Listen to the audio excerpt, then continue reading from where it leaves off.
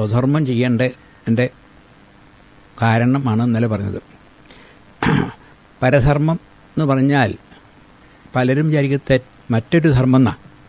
ഗീതയിൽ അങ്ങനെയല്ല. പരധർമ്മം പറഞ്ഞാൽ ശ്രേഷ്ഠമായ ധർമ്മം എന്നർത്ഥം. പരം, അതായത് ഇദ്ദേഹത്തിൻ്റെ ക്ഷത്രിയനാണ്, അപ്പോൾ യുദ്ധം ചെയ്യലാണ്. അപ്പോൾ അതൊന്നും വേണ്ട, സന്യസിച്ചാൽ പോരെ, തിരക്കില്ല എന്നാണല്ലോ അർജുനന് തോന്നുന്നത്. അത് പരധർമ്മമാണ്, വളരെ വലുതാണ്. അപ്പോൾ അവിടെ പോണ്ട, അതൊക്കെ ആയിട്ടില്ല. ഇപ്പോൾ ചെയ്യാവുന്ന ചെയ്താൽ മതി. ഇപ്പോൾ ക്ഷത്രിയനാണ്, യുദ്ധം ചെയ്യുക, അത് സാധിക്കും. മറ്റത് ബ്രാഹ്മണനും അങ്ങോട്ട് സന്യാസികളാണ് പരധർമ്മം. അതുകൊണ്ട് അത് ഭയാവഹമാണ്. അത് നന്നാന്ന് വിചാരിച്ചിട്ട് ചെയ്യാൻ സാധിക്കാതെ അതിൽ ചാടണ്ട, അവനവന് സാധിക്കുന്നത് ചെയ്താൽ മതി എന്ന് പറഞ്ഞ് നിൽക്കുമ്പോൾ അർജുനന് ഒരു ചോദ്യം ചോദിക്കണം. സ്വാഭാവികമായിട്ടും ചോദിക്കണം. അർജുനൻ വായിച്ചു, ഭഗവാനെ, അങ്ങനെയാണെങ്കിൽ അഥകേന പ്രയുക്തോയം പാപം ചരതി പൂരുഷ അനിച്ഛന്നപി വാർഷ്ണേയ ബലാദിവ നിയോജിത എന്ന ചോദ്യം. എന്താ ഇപ്പോൾ ചീത്തതരം ചെയ്യണ്ടെന്നൊക്കെ മനസ്സ് തോന്നുന്നുണ്ട്, പറഞ്ഞിട്ട് കാര്യമില്ല, അങ്ങോട്ട് ചെയ്തു പോകണമല്ലോ. അപ്പം എന്താ ബലാദിവ എന്നല്ല, അനിച്ഛന്നപി, ആഗ്രഹിച്ചിട്ടല്ല, എന്തോ പിടിച്ചു വലിച്ച് നമ്മളെ കൊണ്ട് തെറ്റ് ചെയ്യിക്കുന്ന പോലെ. എങ്ങനെയതിങ്ങനെ വരുന്നത് എന്ന് ഒരു ചോദ്യമാണ്. ഇതുവരെ ദുര്യോധനൻ്റെ ഒരു ഇതുണ്ട്. ദുര്യോധനൻ പറയും, ജാനാമി ധർമ്മം നമ്മേ പ്രവൃത്തി, ജാനാദി അധർമ്മം നമ്മേ നിവർത്തി. എനിക്ക് ധർമ്മം എന്താണെന്ന് നല്ലോണം അറിയാം, പക്ഷെ അത് ചെയ്യാൻ പറ്റില്ല. അധർമ്മം എന്താണെന്ന് എനിക്ക് നല്ലോണം അറിയാം, അത് ചെയ്യാണ്ടിരിക്കാനും പറ്റില്ല. ആരോ ഒരാളിൻ്റെ ഉള്ളിൽ നിന്ന് പിടിച്ചിട്ട് വലിച്ചിട്ട് എന്നെ കൊണ്ട് ഇങ്ങനെ ജീവികൾ തോന്നുന്നു, ഇതെന്താ ഈ കഥ എന്ന് ദുര്യോധനൻ പറയുന്നുണ്ട്. നമ്മളൊക്കെ ദുര്യോധനന്മാരാണ്. കാരണം നല്ലതൊക്കെ നിഷ്ഠയുണ്ട്, അത് ചെയ്യില്ല. ചീത്തയാണ് നല്ല ബോധ്യമുണ്ട്, അത് ചെയ്യും. ഇതെന്താ അതിന് കാരണം? വാസ്തവത്തിൽ അറിഞ്ഞിരിക്കേണ്ട ഒരു കാര്യമില്ല ഇത്. നമ്മളെല്ലാവരും ഇത്ര അറിയേണ്ട ഒരു കാര്യമില്ല. അപ്പോൾ ഭഗവാൻ അതിന് മറുപടി പറയണം. ശ്രീ ഭഗവാൻ വായിച്ച ഈ അനിച്ഛനഭി, അയാൾക്ക് ചീത്തതരം ചെയ്യണ്ട എന്നേ ആൾക്ക് തോന്നിയിട്ടുള്ളൂ. അത് പാപം ചെയ്യണമെന്ന് മോഹമില്ല. ഈ പാപം എന്ന് പറയുന്നത് തെറ്റായ കർമ്മം ചെയ്യുമ്പോൾ ഉണ്ടാകുന്ന മനോഭാവമാണ്. ഇയാൾക്ക് എന്തുവേണം അറിയാം, കാമങ്ങളൊക്കെ വേണേനിയും പാപരുതേനിയും എന്നാൽ അപ്പോൾ ഇയാൾ പറയണതേ അത് പറ്റില്ല. പറഞ്ഞു കാമം ഉണ്ടെങ്കിൽ പാപം ഉണ്ടാവും, കാമില്ല അല്ലെങ്കിൽ പാപം വേണ്ടെങ്കിൽ കാമം വേണ്ടാക്കേണ്ടി വരും. ഈ അനിച്ഛൻ ചെന്നർത്ഥം അനിച്ഛനഭി, ഇച്ഛിച്ചിട്ടല്ല എന്നാലും ചെയ്യണു. എന്തെന്ന്? തെറ്റായ കർമ്മം. തെറ്റായ കർമ്മം ചെയ്യാൻ അതിന് കാരണമുണ്ട്. കാരണം നിങ്ങളുടെ ഉള്ളിലൊരു വാസന ഉണ്ട്. ആ വാസന ഉള്ളിടത്തോളം കാലം നിങ്ങൾ തെറ്റായിട്ടേ ചെയ്യുള്ളൂ. വാസന മാറ്റണം, എന്നാലേ സാധിക്കുള്ളൂ പറയണം ഭഗവാൻ. കാമയേഷ ക്രോധയേഷ രജോഗുണ സമുദ്ഭവ മഹാശനോ മഹാപാത്മ വിദ്ധി ഏനം ഇഹോ വൈരിണം. സാധാരണ ഈ പുസ്തകങ്ങളെ പോലെയല്ലേ ഈ ഭഗവത്ഗീതയ്ക്ക്. പലരും ഈ ഭഗവത്ഗീതയ്ക്ക് വ്യാഖ്യാനമൊക്കെ എഴുതും. ഇതിലത്തെ ശ്ലോകത്തിൻ്റെ അർത്ഥം വായിച്ചിട്ട് അതിൻ്റെ അർത്ഥമാണ് പറയുന്നത്. ഇതാ വളരെ വളരെ അഗാധ, അതിൻ്റെ മനസ്സിൻ്റെ അടിത്തട്ടുന്ന് വന്നിരുന്നു. കാമയേഷ ക്രോധയേഷ, ഈ കാമം തന്നെയാണ് ക്രോധം എന്നാ. കാമം ക്രോധവും വ്യത്യാസമില്ല. കാമം ഉണ്ടായാൽ ക്രോധം ഉണ്ടാവും. ഈ ക്രോധം എന്നുള്ളതിന് ശുണ്ഠി എന്നർത്ഥം അപ്പം നമ്മൾ എടുക്കുക. അങ്ങനെയല്ല, കാമം എന്നുള്ള സംസ്കൃതത്തിൽ കമ്പനം, ഇളക്കം എന്നർത്ഥം. കാമം വന്നാൽ അപ്പം മനസ്സ് ഇളകുന്ന, അതിന് ക്രോധം വന്നോളുന്നില്ല. ശങ്കരാചാര്യസ്വാമികളൊക്കെ അതിന് മറ്റു ചെയ്തിട്ടുള്ളത് കാമം വന്നാൽ അപ്പോൾ കാമം സാധിച്ചു എന്നാൽ ക്രോധം വന്നുവോ, അപ്പോൾ കാമം ഇല്ലയെന്ന് വരില്ലേ ചോദിക്കും. അങ്ങനെയല്ല, കാമം വന്നാൽ അത് കിട്ടിക്കഴിഞ്ഞാൽ അപ്പോൾ തിരുമ്പി അപ്പുറം കിട്ടണമെന്ന് തോന്നും. അങ്ങനെ കുറേ കഴിഞ്ഞാൽ ആദ്യം കാമം കഴിഞ്ഞാൽ ലോഭം വന്നാൽ ക്രോധം വരാണ്ട് നിർത്തിയില്ല, അവസാനം ക്രോധം വരാണ്ട് സാധിക്കില്ല. അപ്പം അതുകൊണ്ട്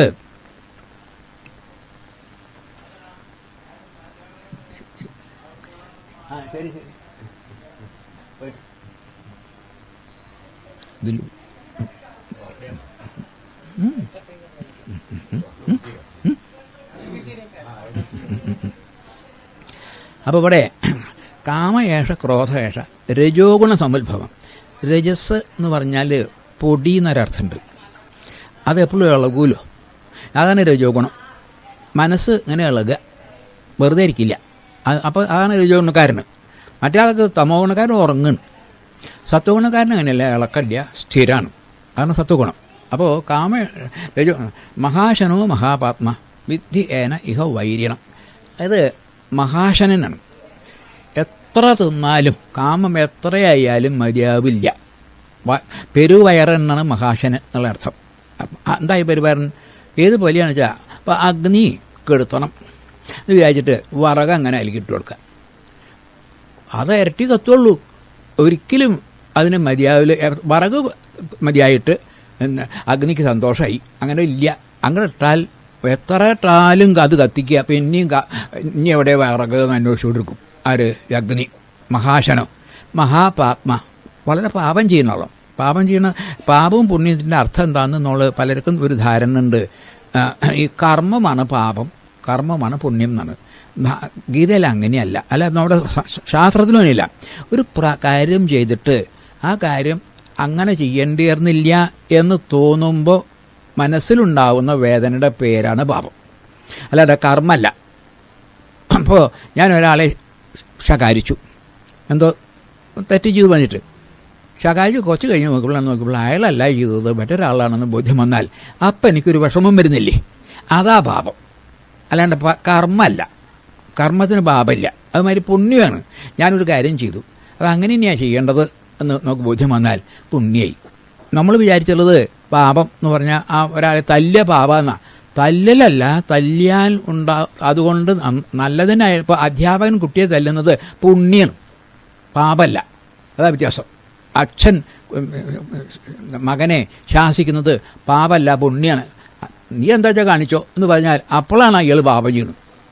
അച്ഛനൊന്ന് നിങ്ങളെല്ലാം ഇഷ്ടം ചെയ്തു പറഞ്ഞു, അപ്പോൾ അച്ഛൻ പാപം ചെയ്യണത്.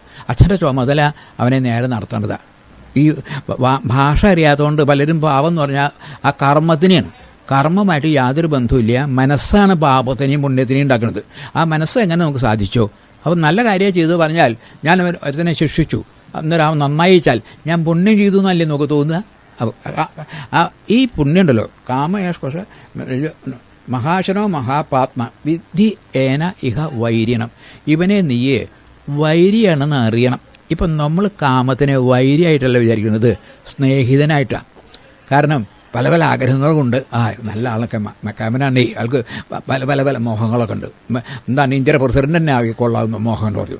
നല്ലത് കാര്യമാണ്, അത് മോശമാണ് പറയണ്ടോ. ഇവിടെ അങ്ങനെയല്ല. എന്തെങ്കിലും ഒരു മോഹം ഉണ്ടെങ്കിൽ അതൊക്കെ വിഷമാണ്. മോഹം വരാനേ പാടില്ല. ആ മോഹത്തിനെ പറ്റിയിട്ട് ഒരു ചെറിയ ഇത് പറയാം. ഈ വാസന എന്നുള്ളതിന് നമുക്കിപ്പോൾ കുറഞ്ഞാൽ മനസ്സിലാവും. അയാൾക്ക് കണക്കിൽ വാസന ഉണ്ട് എന്ന് പറഞ്ഞാൽ ഈ മറ്റേ മണം നർത്തല്ലല്ലോ, കണക്കിലൊരു വാസന ഉണ്ട്. അയാൾക്ക് കഥകളിയിൽ നല്ല വാസനയാണ് എന്നൊക്കെ പറയാറുണ്ട്. ഇയാൾക്ക് അങ്ങനെയല്ല, അധ്യാത്മത്തിലെ വാസന. അപ്പോൾ ഈ വാസന പറഞ്ഞാൽ സ്മെൽ നർത്തല്ല അല്ലല്ലോ. എന്താ അത് വാസന? ചിന്മയാൻ സ്വാമി പറഞ്ഞു, പാശ്ചാത്യ രാജ്യത്ത് പോയിട്ട് ഈ വാസന എന്നുള്ളതിൻ്റെ അർത്ഥം പറഞ്ഞു കൊടുക്കാൻ പഠിച്ച പണി മുഴുവൻ പറ്റിയിട്ട് മനസ്സിലായില്ല, അവർക്ക് മനസ്സിലാവില്ല. സ്മെൽ എന്ന് പറഞ്ഞാൽ ആകെ തെറ്റി. സ്മെല്ലല്ലത്. വാസന എന്താ വെച്ചാൽ അതിനോടുള്ള ഒരു ഭാവന. ഈ വാസന ഉണ്ടല്ലോ. ഉദാഹരണം എന്ന് പറഞ്ഞാൽ നമുക്ക് വേഗം മനസ്സിലാകും. എനിക്കൊരു മഹാത്മാവ് പറഞ്ഞപ്പോൾ എനിക്ക് വളരെ വേഗം മനസ്സിലായിരുന്നു. എന്താ ഈ വാസന എന്ന് പറഞ്ഞാൽ ആദ്യം വരൂ പറഞ്ഞു. എന്നിട്ട് ആ തെങ്ങിൻ്റെ അടുക്ക കൂടി അങ്ങനെ നോക്കി അതിലിങ്ങനെ ഓരോ പാടുണ്ടാവും. ഈ പട്ട വീണതിൻ്റെ പാടില്ലേ, ഇത് കണ്ടു വെച്ചു. പട്ട വീണ് പോയി, പക്ഷേ അതിൻ്റെ പാടവിടെ കണ്ടു പറഞ്ഞു. അതുപോലെ നിങ്ങളൊരു പണി ചെയ്താൽ അതിൻ്റെ ഒരു പാട് അവിടെ ഉണ്ടാവും, ബുദ്ധിയിലുണ്ടാവും. അപ്പം അതിൻ്റെ പേരാ വാസന. അത് പിന്നെയും ചെയ്യാൻ തോന്നും. അതിൻ്റെ നെഗറ്റീവില്ലേ, ഈ ഫോട്ടോ എടുക്കുന്നതിൻ്റെ, അത് പിന്നെ എത്ര മണി ഫോട്ടോ എടുക്കാമല്ലോ. ആ വാസന എന്ന് പറഞ്ഞാൽ ഇതിൻ്റെ ഒരു ആകത്തുക. ആ വാസന ഉണ്ടാകുമ്പോൾ അതിൽ നിന്നാണ് കാമം വരിക. ഒരു വാസനയില്ലായിരിക്കുക എന്നാൽ കാമം വരില്ല. ആൾക്കൊന്നും ആവശ്യം പരിശുദ്ധമാണ് അയാളുടെ മനസ്സെന്ന് പറഞ്ഞാൽ അയാൾക്ക് ആഗ്രഹം വരികയില്ല, അവരുടെ ആവശ്യമില്ല. അപ്പോൾ വാസന എന്നാൽ കാമ, അതായത് ഏതെങ്കിലും പല വാസന ഉണ്ട്, എല്ലാ വാസനയും കൂടി ഒരുമിച്ചിട്ട് വരില്ലല്ലോ. ഇപ്പോൾ നമുക്ക് വാസന ഊണ് കഴിഞ്ഞാൽ അത്തത് വാസന എന്താ അറിയുക? ഒരു കോസരി കിട്ടിയാൽ തിരക്കില്ല, ഇത്തിരി കിടക്കാമെന്നാ വാസന. അപ്പോൾ കുറേ നേരം കിടന്നു കഴിഞ്ഞാൽ ഒന്ന് നീട്ടിട്ട് ഒരു ഗ്ലാസ് ചായ കിട്ടിയാൽ വാസന ഇങ്ങനെ മാറി വരും. അപ്പോൾ ഓരോന്നിനും കിട്ടാനൊരു കാമം, അത് എന്തായിരുന്നു, നല്ലതാണ്, ആവശ്യമാണെന്ന് തോന്നും. അതിലേ ഇപ്പോൾ ഒരു സിനിമ ഉണ്ടാവണം, തരക്കേടില്ല, നല്ലതാ. അങ്ങനെ വരുമ്പോൾ ആദ്യ ആഗ്രഹം അത് നല്ലതാണെന്നാ തോന്നും. അപ്പോഴാണ് അതിനോടുകൂടി ആസക്തി, ഒട്ടൽ വരും. ആ ആസക്തി സാധിക്കും, നമുക്ക് തൃശ്ശൂർ ഇപ്പം ഒന്ന് പോവാം, അപ്പം പോയ കളി കാണാൻ പറ്റും എന്ന് വരുമ്പോൾ അതിന് പേര് പ്രതീക്ഷ, ആശ എന്നായി. ജീവിതത്തിൽ ശരീരത്തിന് ഇങ്ങനെ എങ്ങനെയാണ്? ആദ്യം കാമന, പിന്നെ അത് ആസക്തി, അത് കഴിഞ്ഞാൽ പ്രതീക്ഷ അല്ലെങ്കിൽ ആശ. ആശ അധികമായി വയ്ക്കുക, വല്ലാണ്ട് വൃത്തി ചെയ്ത് വയ്ക്കുക, അപ്പം അതിന് തൃഷ്ണ എന്ന വരും. ദാഹം എന്നാ പറയാ, അത് കിട്ടാണ്ട് വയ്യാത് തൃഷ്ണ, ദാഹം വരും. വല്ലാതെ നിവൃത്തിയില്ലേന്ന് വരിക, പണം കിട്ടണില്ലെങ്കിൽ അപ്പോൾ അത് യാചന, ആരോടെങ്കിലും ഇരക്കും പോയിട്ട് വേണം. ആര്? മനുഷ്യൻ കാമണയെന്ന് ഇടയ്ക്കെത്തി യാചനയിലേക്ക് തീർച്ചം. നമ്മളൊക്കെ അങ്ങനെയാണ്, എന്തെങ്കിലുമൊക്കെ വിചാരിച്ചിട്ട് അവസാനം ഇരക്കണ ആൾ വരെ എന്തെങ്കിലും ആ നാമക്കട് ഇരക്കാൻ ചെയ്യും, നാകെ നശിച്ചു പോകും. ഇതൊക്കെ കഴിഞ്ഞിട്ട് വേറൊരു പരിഭവമുണ്ട്, ഒന്നുകൂടി ഒരു വാക്കുണ്ട്, അതിന് പേര് സ്പൃഹ എന്നാണ്. ആ കാരണം ഇതൊന്നും കിട്ടണേൻ്റെ മുമ്പ് ഞാൻ മരിക്കുമോ എന്നൊരു പരിഭ്രമം, അതിന് സ്പൃഹ എന്ന് വരാണ്. അപ്പോൾ രണ്ടാം അധ്യായത്തിൽ പറഞ്ഞിട്ടുണ്ട് ഭഗവാൻ, അല്ല, വിഹായ കാമന്യ സർവൻ പുമാംശ്ചരതി നിസ്പൃഹ നിർമ്മമോ നിരഹങ്കാര സശാന്തി മതിഗച്ഛതി. രണ്ടിൽ പറഞ്ഞിട്ടുണ്ട് വിഗതസ്പൃഹ. ആ വാക്ക് ഒന്നുകൊണ്ടിച്ചല്ല ഞാൻ. വിഹായ കാമാന്യ സർവാൻ, സർവാൻ കാമാൻ, എല്ലാ കാമങ്ങളെയും വിഹായ വിട്ടു. ആരെ? സ്ഥിതപ്രജ്ഞനെ പറ്റി പറയാണ്. വിഹായ കാമാന്യ സർവൻ, എല്ലാ കാമങ്ങളെയും വിട്ടു. പുമാൻ ചരതി നിസ്പൃഹ, പിന്നെ ആ മനുഷ്യൻ സ്പൃഹയില്ലാതെ നടക്കണു എന്നാ ശ്ലോകം.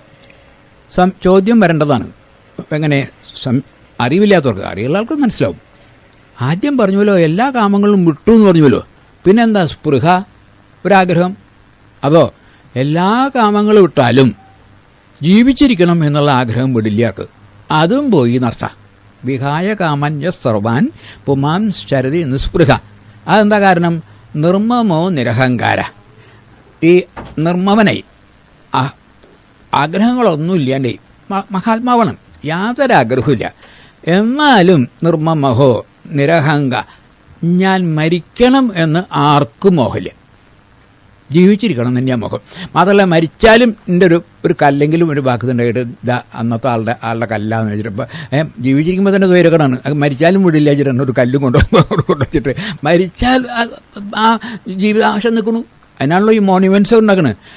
നമ്മുടെ ഋഷിമാരുടെയോ അല്ലെങ്കിൽ ശ്രീകൃഷ്ണൻ്റെ ഒന്നും മോണ്യുമെൻ്റ് ഇല്ല. മരിച്ചത് എവിടേക്കാ പോയി തണിഞ്ഞിട്ടില്ല. മറ്റു രാജ്യത്താണ് ഈ മരിച്ചാൽ പിന്നെ മമ്മിയൊക്കെ പറഞ്ഞിട്ട് കൊണ്ടൊക്കെ ഉണ്ടാക്കുന്നില്ലേ. നമ്മളെ വിളിപ്പുന്നുണ്ട്, മരിച്ചാൽ ഇവിടെ ഉണ്ടോ വെക്കേണ്ടത്, എന്നിട്ട് ഇവിടെ ഉണ്ട് കല്ലും കേട്ടോന്ന്, എങ്ങനെയാലും മരിച്ചാൽ പോട്ടെ. അത് സാധിക്കില്ല പറയണം. അപ്പോൾ ഭഗവാൻ പറഞ്ഞത് കാമയേഷ ക്രോധയേഷ രജോഗുണ സമ്പദ്ഭവ. രജോഗുണം എന്ന് പറഞ്ഞാൽ രജസ്, അട്രാക്ഷൻ, അതിനോട് മോഹം തോന്നുക. അപ്പോൾ മഹാശനം, അശനം ച തിന്ന, വളരെയധികം തിന്ന്, എത്ര തിന്നാലും മതിയാവത്താണ്. മഹാപാത്മ വിദ്ധി ഏന ഇഹ വൈരിണം, നെയ്യ് ഈ കാമത്തെ വൈരിയാണ് എന്ന് അറിയണം എന്നാണ്. നമ്മൾ വിചാരിച്ചുള്ളത് കാമം നമ്മുടെ സ്നേഹിതനാണെന്നാ. ഇല്ല, അത് സാധിക്കണം. എനിക്ക് പല മോഹങ്ങളുണ്ട്, തർക്കമില്ല, നല്ല മനുഷ്യനായിരിക്കും, പല മോഹങ്ങളുണ്ടെന്നാ. പല മോഹങ്ങളുണ്ട് വെച്ചാൽ അയാൾക്ക് സ്വൈരം ഉണ്ടാവില്ല എന്നർത്ഥമാണ് അല്ലേ. എനിക്കൊരു മോഹം ഇല്ലാണ്ടേ ആവാനാണ് ജീവിതം. അപ്പം നമ്മൾ മോഹം വർദ്ധിപ്പിക്കാനാ ജീവിതത്തിൻ്റെ. ഇന്നലത്തെക്കാളും ഒരു 5-6 മോഹം ഉണ്ടെങ്കിൽ അയാൾ തരക്കടില്ല, കേമന പല പല മോഹങ്ങളുണ്ട് അയാൾക്ക് എന്താണ്. അയാൾ അപകടം ഉണ്ടാക്കരുതേ, അയാൾ ഒരിക്കലും സാധിക്കില്ല എന്ന് പറയുന്നത്. എങ്ങനെയാണ് ഈ ജ്ഞാനം മൂടിയത് എന്ന് അടുത്ത ശ്ലോകത്തിന്. ധൂമേന ഔവ്രിയതേ വന്യർ യഥാദർശോ മലേനച്ച യഥോൽപേനാവൃതോ ഗർഭസ്തഥാ തേനേതം ആവൃതം. സാത്വികം, രാജസം, താമസം, ഇങ്ങനെ 3 തരത്തിലാണ് ഈ ജ്ഞാനത്തിനെ മൂടിയിട്ടത്. അതിൽ സാത്വികമായിട്ടുള്ള മൂടെങ്ങനെ വെച്ചാൽ തീയ് അങ്ങനെ കത്തും. അപ്പോൾ അതിൽ കുറച്ചുകൂടി മറക കൊണ്ടിട്ടാൽ തീയുണ്ട് തോന്നില്ല, പുക കാണും. പക്ഷെ പറഞ്ഞിട്ട് കാര്യമില്ല, ഒരു ചെറിയൊരു കാറ്റാഭിഷേകി ഭൂ എന്നുകൊണ്ട് ആളികൊണ്ട് കത്തും. അതുപോലെയാണ് ആരുടെ? സാത്വികന്മാരുടെ കാമം. കാമം ഉണ്ടാവും അവർക്ക്, അതിവേഗത്തിൽ അതാണ് പൊക്കോളും സാധിക്കുവർക്ക്. രാജസന്മാരായിട്ടുള്ള അവരുടെ കാമം എങ്ങനെ വെച്ചാൽ കണ്ണാടിയിൽ ചളി പറ്റിയവരാണ്. അത് അങ്ങനെ ഊതിയാൽ പോവില്ല, നല്ലോണം തുടയ്ക്കണം, തുടച്ചാൽ വൃത്തിയായി. അതാണ് രാജസന്മാരുടെ. താമസന്മാരുടെ അങ്ങനെയല്ല, ഗർഭമുണ്ടല്ലോ അതിൽ മറുപുള്ള പോലെ അത് കീറണം എന്നൊരു മാറ്റണം എന്നാലേ സാധിക്കുള്ളൂ. അങ്ങനെ 3 തരത്തിൽ ഈ കാമത്തിനെ സാത്വികന്, രാജസിന്, താമസ് ഇത് മൂടിയിട്ടുണ്ട്. അത് എന്ത് വേണം? ഇല്ലാണ്ടാക്കണം. എന്നാലേ നിനക്ക് സാധിക്കുള്ളൂ ഭഗവാനാണ്. ആവൃതം ജ്ഞാനമേതേന ജ്ഞാനിനോ നിത്യവൈരിന കാമരൂപേണ കൗന്ദേയ ദുഷ്പൂരേണ അനലേന ച. ഇത് ആവൃതം, ആവരണം, മൂടൽ. എങ്ങനെ? ജ്ഞാനത്തെ മൂടിയിരിക്കണം. എന്താ ജ്ഞാനം? ഞാൻ പൂർണ്ണനാണ്, ആത്മാവാണ്, ഞാൻ ശരീരം മാത്രമല്ല എന്നുള്ള ബോധം. കാരണം ഞാൻ ശരീരമല്ല എന്നുള്ളതിനൊരു 3 ഉദാഹരണം പറയാം. ഞാൻ അറിഞ്ഞിരിക്കേണ്ടതാണ്. ഞാൻ ശരീരമല്ല എന്നുള്ളതിന് വ്യക്തമായ തെളിവുണ്ട്. കാരണം എനിക്ക് ചെറുപ്പം, മധ്യപ്രായം, മറ്റു കാര്യങ്ങൾ, ഞാൻ സുഖി ദുഃഖി, ഇതൊക്കെ എൻ്റെ മനസ്സിന്, ശരീരത്തിന്, ബുദ്ധിക്കൊക്കെ മാറ്റം വരുന്നു. ആ മാറ്റം വരുമ്പോൾ ഞാൻ മാറുന്നില്ലല്ലോ, സംശയമില്ല. ഞാൻ മാറിയോ എങ്ങനെയാണ് കാണുക? ഞാൻ മാറാതെ നോക്കൊണ്ടാണ് ഈ മാറ്റം കാണാൻ സാധിച്ചത്. അപ്പോൾ ഞാൻ ശരീരം മാത്രമാണെന്നുള്ളതല്ല. ഇനി 2, എന്താണത്? ശരീരം മാത്രമാണെന്നത് ശരീരം എൻ്റെയാണ് എന്നാണ് അപ്പോൾ നോട് കേൾക്കുന്നത്. അല്ല. കാരണം എൻ്റെ ഒരു സാധനമാണെങ്കിൽ എൻ്റെ ഇഷ്ടംപോലെ അതിനെ ഉപയോഗിച്ചൂടെ? അതിനല്ലേ എനിക്ക് സാധനം. ഈ ശരീരത്തിന് എൻ്റെ ഇഷ്ടപ്രകാരം ഒന്നും ചെയ്യാൻ പറ്റില്ല. അതിന് രോഗം വരുന്നു, അതിന് പലതരം വിഷമങ്ങൾ വരുന്നു. അതിനൊന്നും മാറ്റാൻ എനിക്ക് യാതൊരു നിർത്തിയില്ല. ഞാൻ നോക്കി നിൽക്കല്ലാണ്ട് യാതൊന്നും സാധിക്കില്ല. എൻ്റെ അല്ലത്. എൻ്റെ ആണെങ്കിൽ ഞാൻ പറഞ്ഞത് കൂട്ടാക്കണം. ഞാൻ പറഞ്ഞത് എനിക്ക് ഇത്തിരി എഴുതാനൊക്കെ ഉണ്ട്, ഇപ്പോൾ ഉറക്കം വരരുത് എന്ന് പറഞ്ഞൊരു കാര്യമില്ല. പെണ്ണ് താത്ത കൊണ്ടാണ്ട് ഉറങ്ങും. അപ്പം ഞാൻ എൻ്റെ അല്ലത്. അപ്പം ഞാനല്ല, എൻ്റെ അല്ല. ഇനി എനിക്ക് വേണ്ടിയാണ് ഈ സാധനം വയ്ക്കുക, അതുമല്ല. അപ്പം എനിക്ക് വേണ്ടിയാണ് ഈ ശരീരം എന്നെങ്കിൽ അത് എനിക്ക് കിട്ടിയ തൃപ്തനാമുണ്ട് ഞാൻ. ഇപ്പോൾ നേരെ മറിച്ച് ശരീരം കിട്ടിയാൽ എനിക്ക് വേണ്ടിയല്ല. കാരണം എന്ത് കിട്ടിയാലും എനിക്ക് തൃപ്തിയില്ല, പിന്നെയും പോരാ. എനിക്ക് ഈ വെള്ളം ദാഹിക്കുന്നുണ്ട്, ആ വെള്ളം കിട്ടിയാൽ എനിക്ക് വേണ്ടി, അപ്പോൾ ദാഹം തീരണ്ടേ? അതുപോലെ ശരീരം കിട്ടിയാൽ പിന്നെ നിങ്ങൾക്ക് പിന്നെ ആഗ്രഹമൊന്നും ഉണ്ടാവരുത്. അങ്ങനെയല്ല, ശരീരം കിട്ടുമ്പോൾ ആഗ്രഹം ഇരട്ടിക്കുക. അപ്പോൾ ശരീരം ഞാനാവാൻ വയ്യ, എൻ്റെ ആവാൻ വയ്യ, എനിക്ക് വേണ്ടിയല്ല. പക്ഷെ എന്തൊക്കെ കഴിഞ്ഞിട്ട് നമ്മൾ ഈ ശരീരത്തിന് വേണ്ടിയാണ് ശരീരം ഞാനാച്ചിട്ടാണ് നിൽക്കുന്നത്. ഇതാണല്ലോ കാമം. ആ പറയാണ്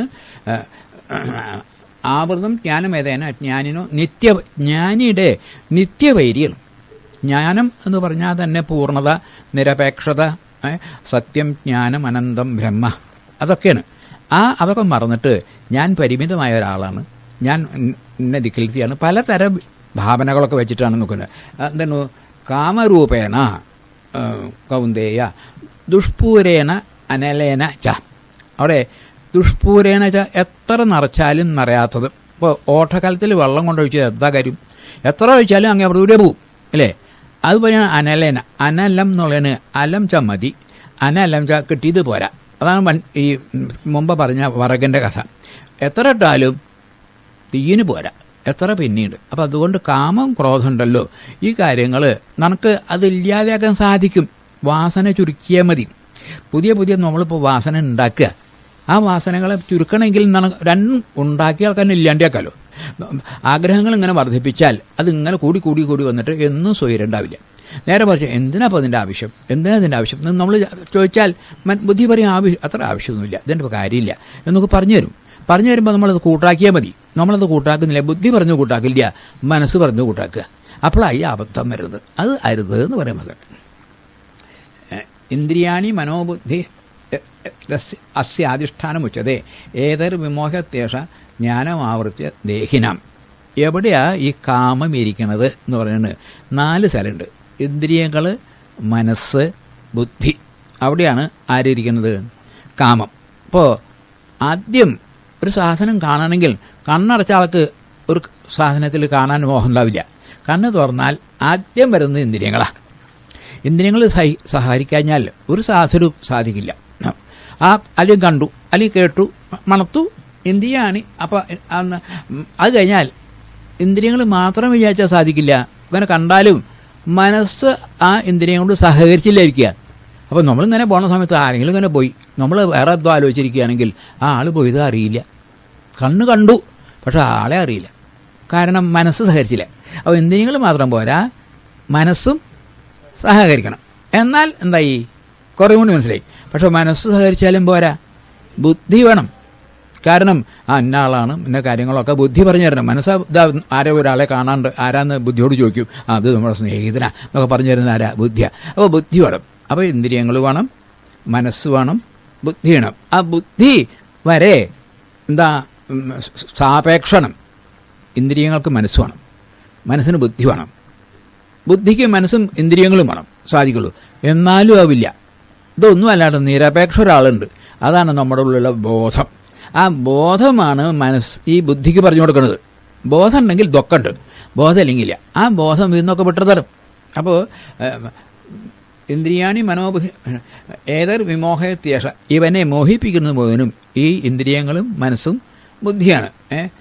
ജ്ഞാനം ആവൃത്തിയ ദേഹിനം, ജ്ഞാനത്തെ ഈ ബോധത്തെ മറച്ചിട്ട് ദേഹികളെ ബുദ്ധിമുട്ടിക്കുന്നത് മുഴുവനും ഈ 3 കാര്യങ്ങളാണ്. അപ്പോൾ അവരെ എന്ത് വേണം? ഇതിൻ്റെ കീഴിലാക്കണം. അതായത് ബോധത്തിൻ്റെ കീഴിലാണ് ഇവർ. ഇപ്പം അവരുടെ കീഴിലാണ് നമ്മളൊക്കെ. അപ്പോഴാണ് നമുക്ക് ബുദ്ധിമുട്ട് വരുന്നത് പറയാൻ ഭവൻ.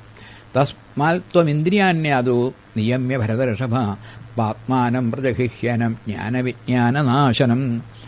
തസ്മാൽ, അപ്പോൾ ഈ മാത്തമാറ്റിക്സിൽ പറഞ്ഞവരെയാണ്. അതുകൊണ്ട് കാര്യങ്ങളൊക്കെ പറഞ്ഞു. അതുകൊണ്ട് തസ്മാൽ ത്വം ഇന്ദ്രിയ, ആദ്യം തന്നെ എവിടുന്ന് തുടങ്ങണം?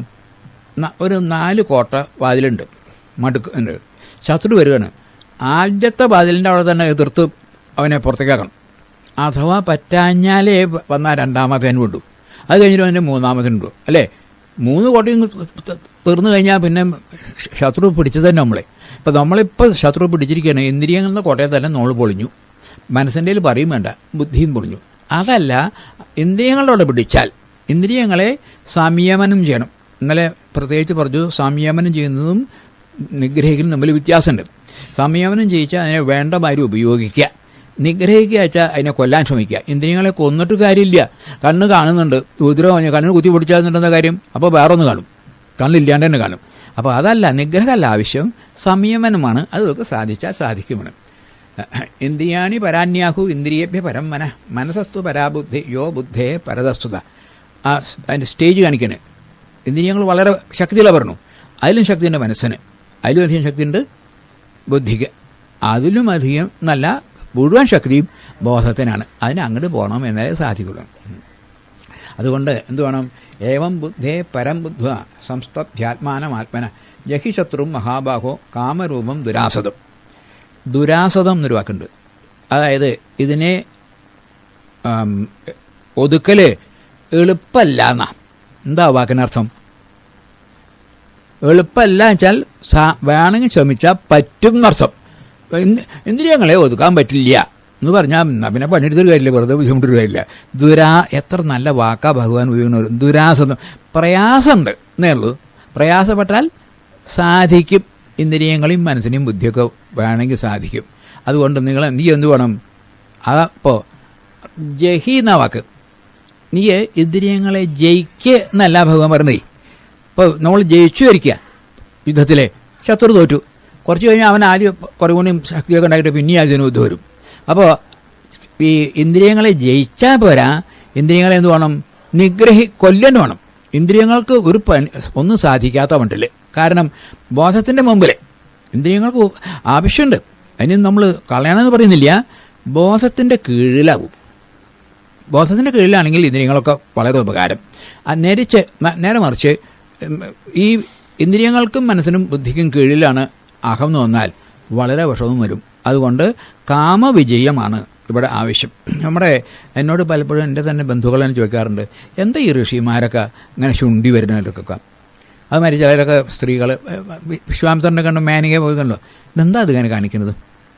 അതെന്താ എന്നുള്ളതിന് ഭാഗവതം തന്നെ പറയുന്നുണ്ട്, ഇത്ര വലിയ മഹാന്മാരാണെങ്കിൽ പോലും എന്തുണ്ട്? കാമും ഈ ക്രോധവും മാറ്റാൻ എളുപ്പമല്ല എന്ന് നമ്മെ ബോധ്യപ്പെടുത്താനാണ്. നമ്മൾ വിചാരിക്കുന്ന പോലെ എളുപ്പമല്ല, വളരെ വിഷമുണ്ട്. കാമത്തിനെ സാധാരണ ജ്ഞാനികൾ കാമത്തെ ജയിച്ചു വരാം, പക്ഷെ അവരൊക്കെ പലപ്പോഴും ക്രോധമുള്ളവരായിട്ടുണ്ട്. ഈ ഭക്തന്മാരങ്ങനെയല്ല, അവർ ക്രോധത്തെ ജയിച്ചിട്ടുണ്ട്. ക്രോധമൊന്നുമില്ല, എല്ലാം ഈശ്വരനാണ്, പക്ഷെ അവർക്ക് കാമുണ്ട്. ഇങ്ങനെ കാമവും ക്രോധവും രണ്ടും ഉണ്ട്. അത് എത്ര കേമനായാലും അത് പോവില്ല. എന്ത് വേണം?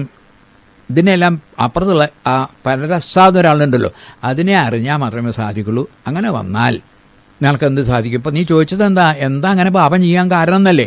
പാപം ചെയ്യാൻ കാരണം നിൻ്റെ തന്നെ സംസ്കാരമാണ്. ആ സംസ്കാരം ഇല്ലാണ്ടാക്കുന്നത് നീ തന്നെ വേണം, അല്ലാണ്ട് വേറെ ആൾ പറ്റില്ല. അത് നീ ചെയ്താൽ ഈ പറഞ്ഞ സംശയമൊന്നും ഉണ്ടാവില്ല. എന്നിട്ട് എന്ത് ചെയ്യണം? പ്രവൃത്തി ചെയ്യും വേണം. ദേവര പറഞ്ഞു വന്നത് പ്രവൃത്തി ചെയ്യാതെ ഇരുന്നിട്ട് നമ്മുടെ കാമം പോയി ക്രോധമൊന്നും സാധിക്കില്ല. പ്രവൃത്തി ചെയ്തിട്ട് വേണം കാമവും ക്രോധമൊക്കെ ഇല്ലാണ്ടാക്കാൻ. അങ്ങനെ വന്നു കഴിഞ്ഞാൽ നീ ആരായി? കർമ്മയോഗിയായി. ഇവിടെ കർമ്മയോഗത്തെ പറ്റിയാണ്. ആ കർമ്മയോഗത്തിന് പ്രശ്നം ഉണ്ടാവില്ല എന്ന് പറഞ്ഞാണ് 3-ാം അധ്യായം അവസാനിപ്പിക്കുന്നത്. ഒരുപാട് പറയാനുണ്ട്.